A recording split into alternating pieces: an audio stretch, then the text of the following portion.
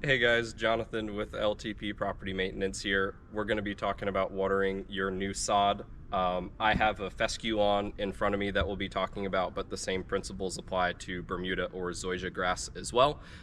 So first off, once the new sod is put down, typically we will be watering it in for you, so you don't need to worry about watering the first day. But then after that, you're going to proceed with the standard maintenance program that we'll both tell you verbally, and then we have a PDF document that we'll send to you as well. You'll want to water, if you have a very small area, you can water by hand, but it takes a lot of time to water by hand, and you'll usually want to use a sprinkler system, whether that be an existing irrigation system or if you just set up a temporary system using garden hoses from the spigot, that works fine as well. We have instructions on the PDF for the frequency that you should be watering.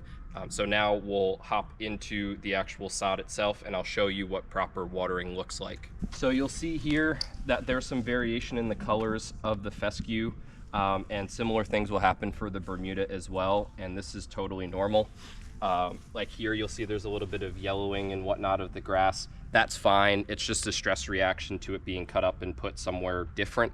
Unless you see the entire mat turning completely brown or yellow during the active season, like Bermuda will go down brown if it's winter time, or it will turn brown in October once temperatures go below freezing. That's normal. But if it's during the growing season for your grass and the entire mat turns yellow or brown, that may be something to be concerned about. Otherwise, this is normal. Within 2 weeks, it should correct itself.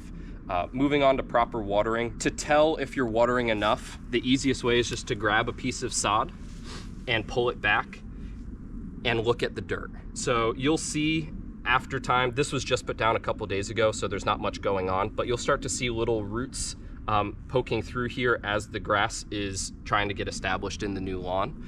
And that's a good sign if you start to see that. And eventually it will take root in the ground and you won't be able to pull up this piece of sod. In the meantime, you will want to keep this area moist, not soaking wet, not bone dry, but moist. And this is a good example right here. So you can kind of grab the dirt and feel it in your fingers. You can make a ball out of it. It's not like mush in your hands, and it's not bone dry, so that when you grab it, it's just turning into powder. So that's a good consistency, and we want to see this about 1 to 2 inches deep into the soil. If you see that it's too dry, you'll definitely want to give the lawn more water.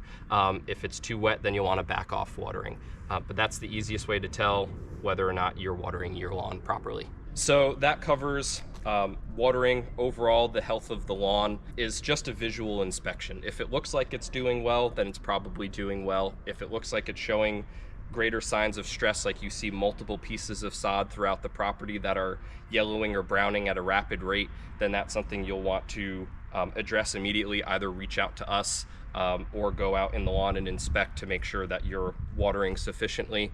But overall, sod is a pretty easy process, and as long as you stick to the watering program and then keeping up with your mowing and fertilizing throughout the year, you shouldn't have any issues having a healthy lawn.